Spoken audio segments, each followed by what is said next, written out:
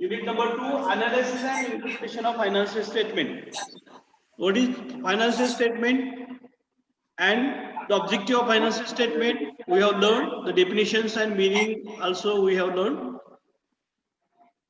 before Diwali vacation. Now, what do you mean by analysis and interpretation? Because analysis and interpretation is one of the important function of management.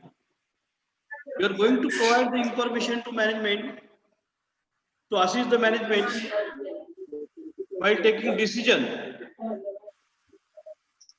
in their day-to-day operation of the business and also in creating the policies of the business.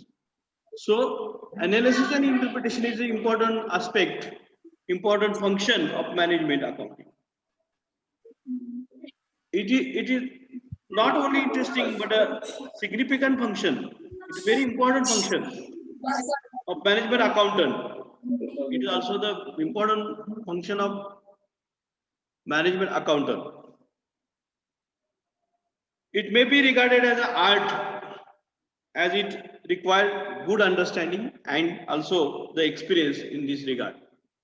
So there is need to analyze the information and provide to the management, which is understandable, which is help to take the decision.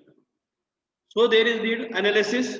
So there are various steps to analyze this data. First, you understand what is the analysis. Analysis म्हणजे काय हे बघणं गरजेचं आहे. आपल्याला जी data दिला जातो, जी आपल्याला अकाउंटिंग इन्फॉर्मेशन दिली जाते, ती एक संख्यामध्ये असते, आकड्यामध्ये असते. So the data or information presented in financial statement is just like the individual accounts also, real, personal and nominal accounts are there. All these the aspects, that is the suppose there is personal account, Ramesh account, Suresh account, and company bank account, whatever it may be, the name is given. The personal accounts are there, real account, all the assets they are given. There is cash, bank, cash also. There is a building, land, furniture, machinery, equipments, and also nominal accounts are there. So all these having their balance in that account. And on the basis of that, we prepare the financial statement. So this information should be analyzed. For that purpose, there is need the analysis. The data should be rearranged and you should have to analyze and reclassify. And this method of arrangement and presented is known as analysis of the financial statement. तुम्ही ज्या पद्धतीने त्या financial accounting किंवा statement मधला data arrange करता, त्याचं classification करता आणि ते प्रेझेंट करता, त्याला आपण अनालिसिस म्हणायचं. आणि दुसरा पार्ट येतो तो इंटरप्रिटेशनचा असतो किंवा मग कंपॅरिझन करावं लागतं. पहिल्यांदा केवळ अनालिसिस करून चालणार नाही. Next second step is comparison. So various component and sub components are there. त्याचं कंपॅरिझन तुम्हाला करावं लागेल. जसं मी तुम्हाला पहिल्या दिवशी सांगितलं की जर आपल्याला ग्रॉस प्रॉफिट रेशो काढायचा, नेट प्रॉफिट रेशो काढायचा, त्यांचं कंपॅरिझन करावं लागेल. नेट प्रॉफिटचं सेल्सही करावं लागेल, ग्रॉस प्रॉफिटचं सेल्सही करावं लागेल. डेटर क्रेडिटर टर्नओव्हर असेल तर त्यांचंही तुम्हाला त्या डेटर्स आणि त्यांचं काय असेल ते तुम्ही जो माल विकला असेल, सेल्स असेल किंवा क्रेडिटर्स असेल, तुम्ही माल खरेदी केलेला आहे आणि तुम्ही पैसे देणार असेल तर तो कालावधी ठरवणे, याच्यासाठी तुम्हाला त्या सब ग्रुप असतील किंवा 1 year comparison to another year हे सुद्धा तुम्हाला कंपॅरिझन करायचं आहे. आणि मग ट्रेंड काढावं लागेल. थर्ड स्टेप आहे ट्रेंड करावं लागेल आणि मग इंटरप्रिटेशन करावं लागेल, मग क्रिटिसिझम करावं लागेल. So there are 5 steps while the analysis of the financial statement. Financial statementचं अनालिसिस करत असताना तुम्हाला 5 टप्प्यातून जावं लागतं. आणि पहिला येतो अनालिसिस. दुसरा तुम्हाला येतो त्याच्यामध्ये की तुम्ही त्याचं काय करावं लागेल, अनालिसिस केल्यानंतर मग कंपॅरिझन करावं लागेल, मग त्याचा ट्रेंड कल काढावा लागेल. कंपॅरिझन केलं समजा ह्या वर्षी एवढा नफा झाला, गेल्या वर्षी एवढा नफा झालेला आहे, मग त्याचं कंपॅरिझन तुलना करायची असते. त्याचा ट्रेंड बघायला गेला 4 वर्षात नफ्याचा ट्रेंड कसा आहे, लॉस कसा आहे किंवा इतर काही त्याची हे असेल त्याची ट्रेंड काढावं लागते. आणि मग त्याच्यावरून तुम्ही इंटरप्रिटेशन करावं लागेल. आणि मग तुम्ही क्रिटिसिझम करायला, टीका करायला लागेल. क्रिटिसिझम मध्ये नाही हे बरोबर चाललेलं नाही, व्यापार किंवा व्यवसाय किंवा विक्री, खरेदी, हे सगळ्या गोष्टी बरोबर नाहीत हे तुम्हाला शेवटी सांगावं लागतं. That is the financial statement analysis. यालाच फायनान्शियल स्टेटमेंट अनालिसिस असं म्हणायचं. So there are 5 steps. First is analysis, second is comparison, third is trend, fourth is interpretation, fifth is criticism. The 5 steps are there while the analysis of financial statement. So steps of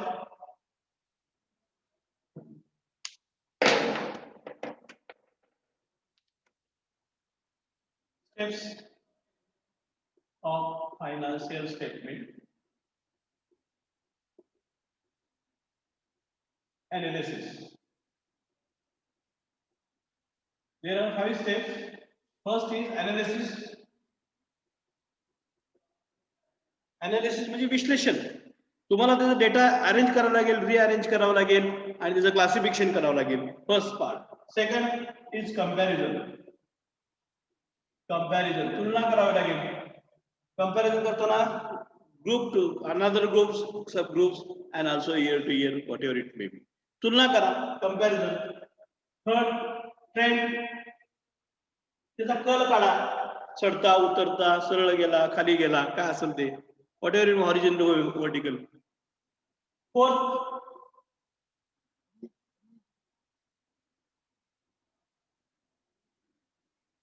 fourth is interpretation. आता पृथक्करण करावं लागेल. त्याचं तुम्हाला काय करावं लागेल? Interpretation करावं लागेल. इंटरप्रिटेशन एक शब्द आहे का? इंटरप्रिटेशन.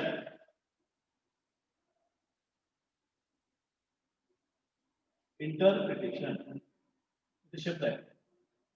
इंटरप्रिटेशन. चौथा आहे इंटरप्रिटेशन. त्याचं तुम्हाला काय करावं लागेल? इंटरप्रिट करावं लागेल. त्याचं तुम्हाला तिथं तुम्हाला जसं आपण प्रयोगाचं हे करतो, निरीक्षण करून त्याचं मग सादरीकरण करतो. Sir drawing conclusion about the financial condition. त्याचं कन्क्लुजन काढावं, निष्कर्ष काढावं लागेल, सांगावं लागेल हे असं असं आहे, एवढा नफा आहे, इतकं आहे, हे सगळी तुलना करून त्याचा कल घेतो. हे झालं, मांडणी झाली, तुलना केली, कल काढला आणि मग इंटरप्रिटेशन करावं. आपला व्यवसाय चांगला चाललाय, हे नफा वाढत आहे, तोटा कमी होत आहे, खर्चाचं प्रमाण जास्त होतंय का, कमी होतंय का, बरोबर होतंय, हे सगळं तुम्ही कल काढल्यानंतर मग तुम्ही इंटरप्रिटेशन करू शकता आणि शेवटी क्रिटिसिझम करू शकता. 5 नंबर आहे, 5 नंबर क्रिटिसिझम. क्रिटिसिझम म्हणजे टीका करणे. क्रिटिसाइज म्हणजे टीका करणे, टीका टिप्पणी करतो आपण त्याच्यामध्ये. म्हणजे हे काय करावं लागेल तुम्हाला? त्याची त्या व्यवसायाच्या बद्दलची तुम्हाला टीकात्मक अशी टिप्पणी करावी लागेल. म्हणजे ह्या सगळ्या तुलना केली, सगळे केल्यानंतर इंटरप्रिटेशन केल्यानंतर शेवटी सांगावं लागेल की त्या हे घेतलं तर बरं होईल, हे घ्यायला नको पाहिजे, नको. हे जे सांगण्याचं काम आहे, मॅनेजमेंटला जी इन्फॉर्मेशन तुम्ही देतात डिसिजन घेण्यासाठी किंवा day to day operation of the business, दैनंदिन जी प्रक्रिया केली जाते व्यवसायामध्ये, त्याच्यामध्ये निर्णय घेण्यासाठी सुद्धा मदत करणे किंवा त्याच्यामध्ये मदत करणे, हे काम हे आपण मॅनेजमेंट अकाउंट करत असतो. म्हणून मॅनेजमेंट अकाउंटला काय करावं लागेल? Interpretation and criticism is very important. केवळ इंटरप्रिटेशन काढून उपयोग नाही, त्यावर तुम्हाला क्रिटिसिझम करावं लागेल की whether this type of machinery is taken or not, whether it is repair or not, whether it is favorable or not. Such type of remarks you should have to do. तुम्हाला तो द्यावा लागेल, अशा प्रकारचा remark द्यावा लागतो. ते criticism करावं लागेल त्याच्यामध्ये. तर तो भाग तुम्हाला त्याच्यामध्ये बघायचा आहे. या पद्धतीनं हे 5 स्टेप्स आहेत: analysis, comparison, trend, interpretation and criticism. These are the 5 steps of analysis of interpretation of financial statement. लिहून घेणार असेल घ्या, तुम्हाला नंतर नोट्स काढायचे आहेत. फायनान्शियल स्टेटमेंट झालं. आता फायनान्शियल स्टेटमेंट अनालिसिस म्हणजे काय आणि याचे स्टेप्स काय हे बघायचंय आणि मग आपला शेवटचा जो भाग आहे तो घेतला की हा 2 नंबरचा युनिट संपतोय. दोन्ही युनिट हे तुम्हाला थेरी आहेत, थेरीचे आहेत. घेतलं का लिहून? अरे लिहून घेतलं का? हा 4 घेतला, 5 स्टेप घेतले का सर्वांनी? हो sir. Yes yes, okay okay, सर्वांनी घेतले ना? मला दाखवायचे नंतर शेवटी जाताना.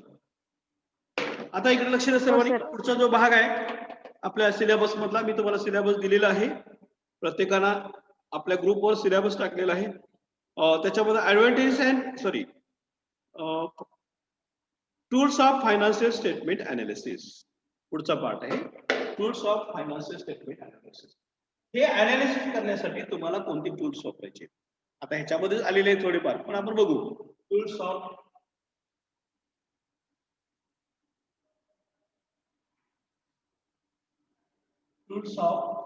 Analysis of financial statement. तुम्ही आता काय बघितलं 5 हे बघितले 5 स्टेप्स ऑफ अनालिसिस बघितल्या 5 पद्धतीने तुम्हाला अनालिसिस करायचं आहे. म्हणजे काय सांगितलं आपण first analysis second comparison third trend fourth interpretation and fifth criticism. हे 5 काय झालं स्टेप्स झाल्या. These are the 5 steps we should have to use in analysis. Then which tools we should have to use while the analysis of this statement. हे statement आपण analysis करण्यासाठी आपण कोणते tools वापरायला पाहिजेत हे आपण त्याच्यामध्ये बघणं गरजेचं आहे. मी तुम्हाला सांगितलं होतं हॉरिझॉन्टल आणि व्हर्टिकल अनालिसिस हे तुम्हाला ऑन द बेसिस ऑफ तुम्हाला प्रिंट हे दाखवलं दिलं होतं आणि ह्या 2 गोष्टी दिलेल्या होत्या. पण त्याच्या पुढे जाऊन आपल्याला आता हे टूल्स आपण बघायचे की हे जे टूल्स किती आहेत देर आर 3 टूल्स और टेक्निक्स. मी तुम्हाला टूल म्हणजे काय सांगितलं टूल म्हणजे हत्यार ज्याचा वापर तुम्ही ते प्रक्रियेसाठी करणार. आता हे अनालिसिस करण्यासाठी जे हत्यार वापरायचं आहे जे तुम्हाला ज्याच्यावर तुम्हाला ते प्रक्रिया करण्यासाठी यूज करायचं आहे ते टूल्स कोणते कोणते आहेत बघायचं. आपल्या अभ्यासाला सुद्धा दिलेले आहेत सिलेबस मध्ये सुद्धा दिलेले आहेत.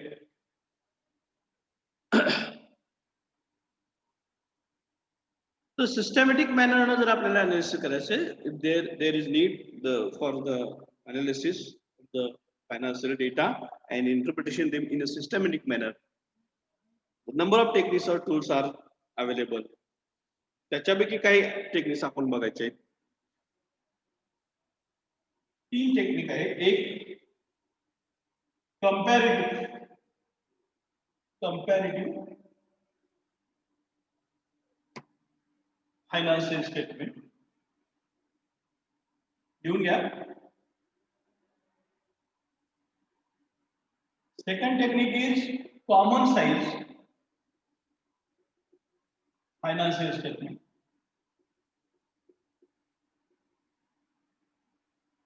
And third is trend analysis.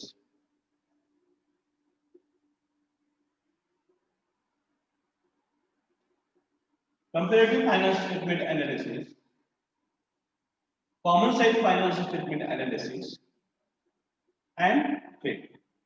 So these are 3 tools or techniques of financial statement analysis. These are 3 tools and techniques. Tools or technique. Comparative financial statement, common size financial statement analysis, and trend analysis. लिहून घेतलं काय? लिहून घेताय का? लिहून घेताय sir. दिसतंय का? झालं असेल तर सांगा बरं का.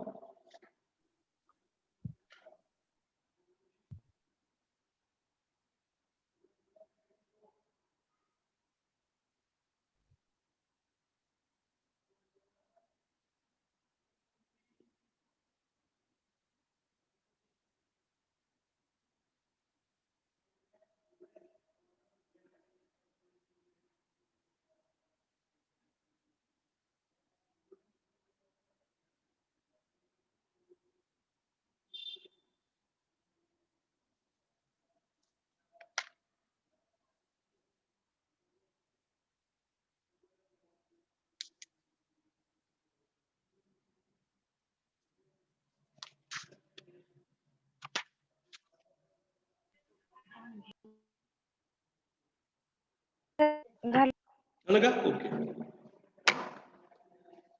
3 स्टेटमेंट आहेत आपल्याला. 3 स्टेटमेंटचं आपल्याला हे बघायचे.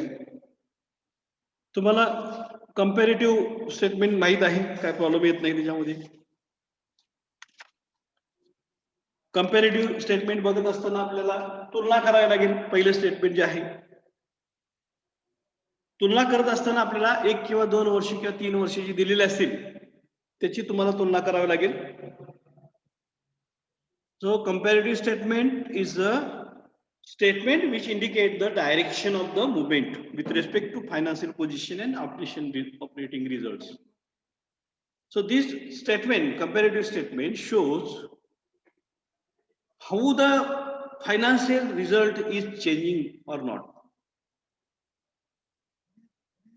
and also how the operating results are going on or decreasing on, increasing on or going on.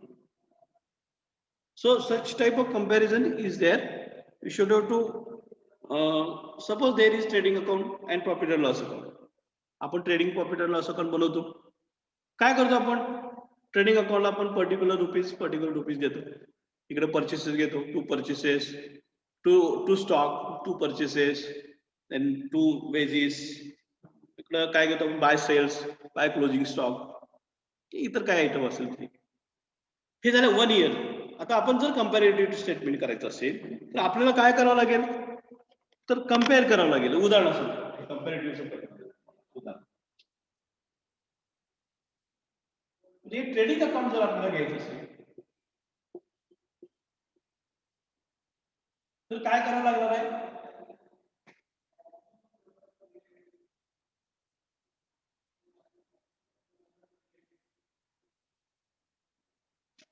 To stock.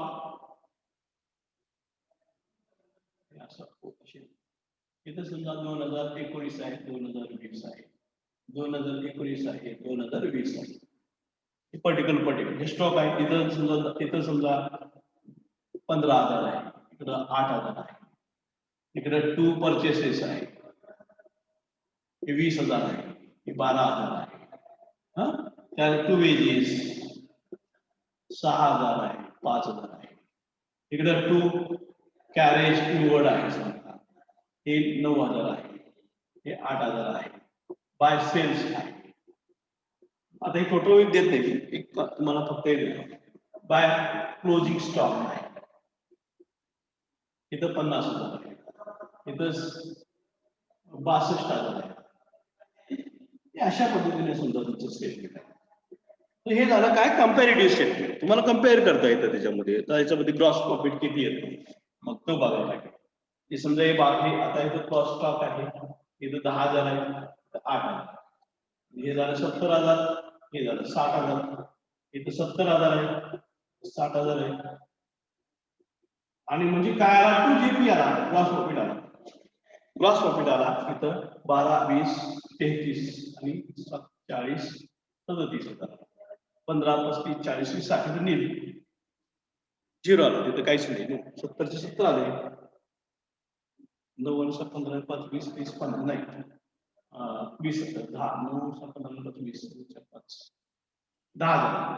ठीक आहे. म्हणजे कंपॅरेटिव्ह स्टेटमेंट तुम्हाला अनालिसिस करत असताना तुम्हाला या पद्धतीने 2 वर्षाच्या तुलना करावी लागेल. So gross profit is increased 37,000. आता हे वाढत असताना तुम्हाला त्याची तुलना करत असताना पुन्हा इकडं 50,000 आहे, 62,000 आहे. Also the sales are increased, so the net gross profit is increased. असंही तुम्हाला क्रिटिसिझम करता येतं. तुम्हाला जे क्रिटिसिझम करायचं आहे हे डेटा आहे. त्या कंपॅरेटिव्ह स्टेटमेंट हे काय आहे, अनालिसिस ही टूल आहे, टेक्निक आहे. याचा वापर कसा करायचा, म्हणजे मग तुम्ही काय केलं, हे डेटा घेतला. आता ह्याचा अनालिसिस करायचं आहे म्हणजे तुम्ही याची मांडणी केली स्टेटमेंट मध्ये, कंपॅरेटिव्ह स्टेटमेंट मध्ये मांडणी झाली. आता तुम्हाला काय करायचंय, त्याचं कंपॅरिझन करायचं आहे. म्हणजे या दोन्हींची तुम्हाला तुलना करायची. Second step analysis, second step is comparison, third step is trend. मग याचा ट्रेंड बघायचा, इथं वाढतो आहे, इथं वाढतो आहे, ही ट्रेंड बघायची सगळे, कसं वाढतो आहे का कमी होतो आहे. हा ट्रेंड झाला. इंटरप्रिटेशन आहे फोर्थ. मग आता तुम्ही इंटरप्रिटेशन करा. मी काय इंटरप्रिटेशन केलं, gross profit is increased, sales are increased. मी इंटरप्रिटेशन करायला लावलंय, पण मला क्रिटिसिझम सुद्धा केलं पाहिजे की gross profit increased because sales. अशा पद्धतीने तुम्हाला त्याचं हे क्रिटिसिझम सुद्धा करता आलं पाहिजे. त्याच्या प्रमाणात तुम्हाला हे झालं पाहिजे. म्हणजे मला काय करावं लागेल, जीपी रेशो काढावा लागेल त्या दोघांचा. 10,000 जर 5,000, 50,000 जर 10,000 रुपये ग्रॉस प्रॉफिट, तर किती टक्के झाला, 62,000ला 37,000 रुपये ग्रॉस प्रॉफिट आहे, म्हणजे किती टक्के झाला आणि त्याचं पर्सेंटेज बघावं लागेल आणि मग मला पुढे हे करावं लागेल. आणि अशा पद्धतीनं तुम्हाला हे इंटरप्रिटेशन अनालिसिस फायनान्स स्टेटमेंटसाठी तुम्हाला हे करून मग क्रिटिसिझम करून प्रेझेंटेशन करायचं असतं. या पद्धतीने एक छोटं उदाहरण दिलं, सगळं आलं. बॅलन्स शीटचा असेस करावं लागेल, प्रॉफिट अँड लॉस अकाउंटचा असेस करावं लागेल, त्याला म्हणायचं कंपॅरेटिव्ह स्टेटमेंट अनालिसिस. समजलं का सर्वांना? कंपॅरेटिव्ह समजलं का? हो तर म्हणा, नाही तर म्हणा. Yes sir. समजलं? कंपॅरेटिव्ह फायनान्शियल स्टेटमेंट समजलं का? Okay okay okay. सर थोडस परत सांगा की. बरं सांगू का? गुड. लक्ष द्या सर्व.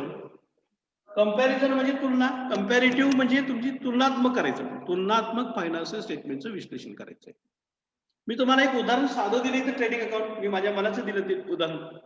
ट्रेडिंग अकाउंट काढत असताना आपण जर 2-2 वर्षाची अशी तुलना केली, 2019 ची 2020 ला आपण तुलना करतो आहोत. 2019-20 ची तुलना करत असताना आपण एकच ग्रॉस प्रॉफिटचं घ्यायला लागलोय, किंवा तुम्ही इतर सगळ्या आयटमची, इतर सगळ्या हेडची सुद्धा तुलना करू शकता, कंपॅरिझन करू शकता as per requirement, as per the need. मग आता इथं काय झालं बघा, इथं आपण ग्रॉस प्रॉफिट काढला, इथे 10,000 काढला, इथे 37,000 रुपये काढला. म्हणजे आपण काय केलं, financial statement shows, financial statement only financial statement काय सांगणार की त्या गेल्या वर्षी आमचा एवढा ग्रॉस प्रॉफिट होता 10,000, आता किती झाला 37,000 झाला, म्हणजे आमचा व्यवसाय चांगला आहे असं सांगणार आहे त्याच्यामध्ये. पण मॅनेजमेंट अकाउंटचं काय काम आहे, management accountant should have to compare this statement. कारण का, तुम्ही जर समजा विक्री किती केली, गेल्या वर्षी 50,000ची विक्री केली, आता तुम्ही 62,000ची विक्री केलेली आहे, मग याच्यामधला काही रेशो निघतो का बघावं लागेल. म्हणजे आपलं खरोखर हे 37,000 प्रॉफिट जास्त झालाय का नाही हे आपल्याला काढता येतं. आणि म्हणून या पद्धतीने आपल्याला ते स्टेटमेंट अनालिसिस करायचं असतं. मी ज्या 5 स्टेप सांगितल्या त्या इथे झाल्या, लागू होऊ शकतात, आणि ते तुम्हाला या याच्यामध्ये घ्यायचं आहे, या फायनान्शियल स्टेटमेंट अनालिसिस मध्ये, कंपॅरेटिव्ह स्टेटमेंट मध्ये. म्हणजे ते डेटा जो आहे तो तुम्हाला अनालाइज करता येतो, इंटरप्रिट करता येतो.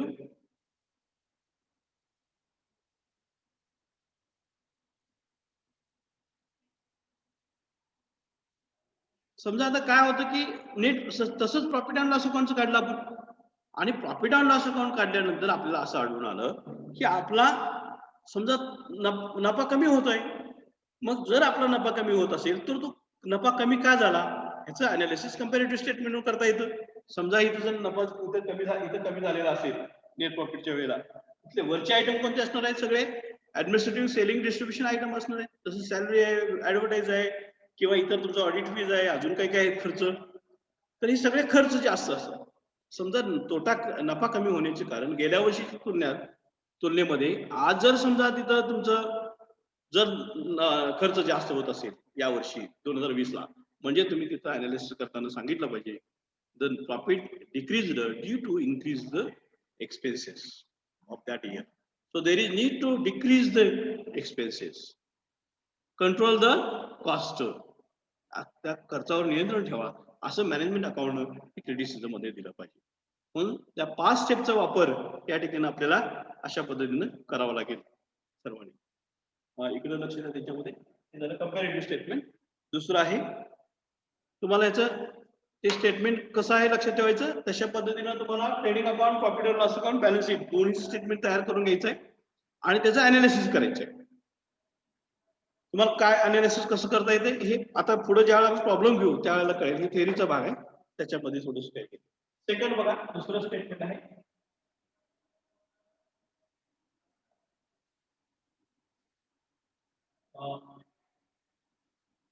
Common size. 2 नंबरचं स्टेटमेंट आहे कॉमन साईज फायनान्शियल. कॉमन आहे.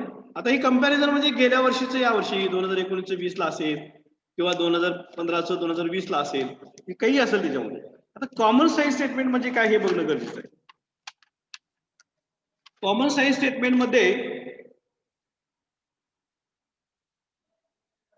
आपण कंपॅरिझन मध्ये 100% वर आपण हे केलं, म्हणजे ज्याला आपण काय म्हणतो 100%ची तुलना करूनच आपण पर्सेंटेज काढलेला आहे.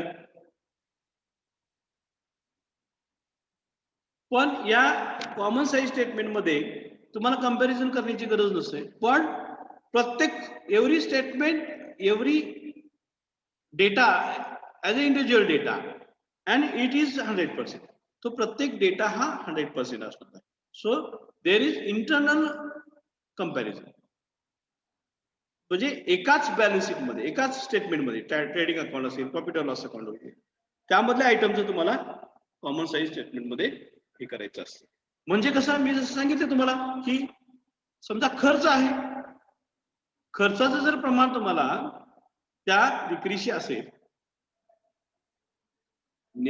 एखादी वस्तू विक्री करण्यासाठी जो खर्च येतो त्याचं प्रमाण काढायचं, किती खर्च असायला पाहिजे, ते खर्चाचं प्रमाण ते बरोबर आहे का नाही हे बघणं ह्याला कॉमन साईज स्टेटमेंट. म्हणजे काय झालं, समजा तुमचा नेट प्रॉफिट झालेला आहे आणि तुम्ही विक्री केलेली आहे, ते विक्री करण्यासाठी जो खर्च केला आहे, सेलिंग अँड डिस्ट्रीब्युशन एक्सपेन्सेस, त्याची तुलना तुम्हाला करावी लागेल. म्हणजे इथं काय करावं लागेल, इथं जे स्टेटमेंट तुम्हाला दिलेलं होतं प्रॉफिट अँड लॉस ट्रेडिंग अकाउंटचं, तसं नाही, एकच स्टेटमेंट असेल. समजा P&L अकाउंट आहे, ट्रेडिंग P&L अकाउंट आहे आणि याच्यामध्ये सगळे आयटम आहेत. समजा टू स्टॉक आहे मी दिलेला, टू परचेस आहे, सेल्स आहे, इकडं तुमचं सॅलरी, वेजेस, ऍडव्हर्टाइजमेंट, डिस्काउंट, हे सगळे आयटम आहेत. आणि मग पुन्हा नेट प्रॉफिट वगैरे काय असेल, तुम्हाला अजून काही बाय जेपी वगैरे सगळं असेल. या याच्यामध्ये समजा आपल्याला की 50,000 रुपये एखाद्या व्यवसायामध्ये सेलिंग एक्सपेन्सेस 50,000 रुपये झालेले आहेत आणि त्या व्यवसायाची विक्री नेट विक्री त्यांची समजा 5 लाखाची असेल. 5 लाखाची विक्री झाली आणि 50,000 रुपये सेलिंग एक्सपेन्सेस होतो, म्हणजे 10% आपला खर्च आहे. ते आपला खर्च कसा आहे विक्रीचा, सेलिंग एक्सपेन्सेस किती टक्के आहे, 10% आहे, पर्सेंटेज. म्हणजे काय झालं,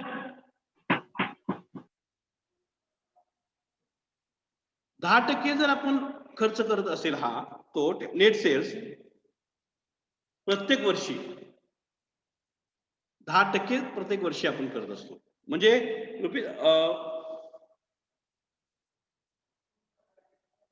आपल्याला 10 वर्षामध्ये आपण 100% खर्च करतो, असा त्याचा अर्थ होऊ शकतो. आणि म्हणून आपल्याला ते एक्सप्लेनेशन द्यावं लागेल, म्हणजे आपले हे एक्सपेन्सेस जे आहे सेलिंग वरची ते प्रॉपर आहेत की नाही हे दाखवण्याचं काम ह्या कॉमन साईज स्टेटमेंट मध्ये तुम्हाला द्यायचे असतात. इंडिव्हिज्युअल पर्सेंटेज त्याच्यामध्ये काढायचे असतात कॉमन साईज स्टेटमेंट मध्ये. ते काही एवढे हे करायची गरज नाही त्याच्यामध्ये. तो एक भाग आहे कॉमन साईज स्टेटमेंटचा. आणि कॉमन साईज स्टेटमेंट मध्ये जे नॉन ऑपरेटिंग एक्सपेन्सेस असतात, त्या नॉन ऑपरेटिंग एक्सपेन्सेस किंवा इन्कमची तुम्हाला तुलना करावी लागेल. डिव्हिडंड असेल किंवा काय असेल डिक्लेअर करतो आपण त्यावेळेला त्याचंही तुम्हाला किती पर्सेंटेज मध्ये किती पर्सेंट आपल्याला डिव्हिडंड देता येतो आणि आपण तो द्यायला पाहिजे हेही तुम्हाला त्याच्यामध्ये सांगावं लागेल. अशा पद्धतीने हे स्टेटमेंट आहे, त्या पद्धतीने तुम्हाला बघायचं आहे. पुढचा जो भाग आहे तो ट्रेंड अनालिसिस आहे. थर्ड जे आहे थेअरीचा भाग आहे, त्याला काही एवढे प्रॉब्लेम नाही तुम्हाला. 3 नंबर आहे ट्रेंड अनालिसिस. फायनान्शियल स्टेटमेंटचं जे तिसरं टूल आहे ते आहे ट्रेंड अनालिसिस. आता हे सगळं झालं काय, आपण सिंगल स्टेटमेंट आहे, इंटरनल डेटा आपण अनालिसिस करतो. आता ट्रेंड किंवा त्याला पर्सेंटेज वाईज काढा किंवा त्याचं अनालिसिस करा आणि त्याचा ट्रेंड दाखवायचा आहे. Trend percentages are immensely helpful in making comparative study of the financial statement for several years. Trend percentage काढायचं आपण, पर्सेंटेज वरून सुद्धा ट्रेंड घेऊ, कारण मोठे आपले फिगर्स असतात फायनान्शियल स्टेटमेंट मध्ये असलेले जे आकडे आहेत ते लाखोच्या ह्याच्यामध्ये असतात आणि त्याच्यावरून ट्रेंड काढण्यापेक्षा त्याची पर्सेंटेजवर आपण ट्रेंड चांगल्या पद्धतीने काढू शकतो. एक पर्सेंटेज 100 धरून त्याचा तो ट्रेंड आपण घ्यायचा असतो. कशा पद्धतीने आपण याच्यामध्ये प्रत्येक आयटम हा इन्क्रीज किंवा डिक्रीज होतो हे ट्रेंड आपल्याला दाखवायचे असतात. आणि यासाठी गेल्या अनेक वर्षाची, म्हणजे समजा गेल्या 10 वर्षाचा तुम्हाला ट्रेंड काढायचा आहे तर तो ट्रेंड तुम्ही काढू शकता. आणि तो कशा पद्धतीने ट्रेंड आहे, ट्रेंड पर्सेंटेज त्याच्यामध्ये काढता येतं हे घेऊन. तर ते ट्रेंड कसा काढायचा असतो तोही दाखवतो तुम्हाला. समजा आपण एक बॅलन्स शीटचा ट्रेंड काढायचा असेटचा, एक करंट असेट आहे, करंट असेट, आणि याचा ट्रेंड आपल्याला काढायचा 2015, 2016 आणि 4 वर्षाचा फक्त 2018, 2019 आणि 2020. आणि हे आहेत काय असेटची करंट असेट व्हॅल्यू आहे रुपीज. आणि जर ट्रेंड असेल समजा 2018चा ट्रेंड किती आहे, 2019चा किती आहे आणि 2020चा किती आहे, हे ट्रेंड आहे समजा. आता समजा उदाहरणार्थ हे जे ट्रेंड बघत असताना आपल्याला कसे बघावं लागते समजा तुम्हाला.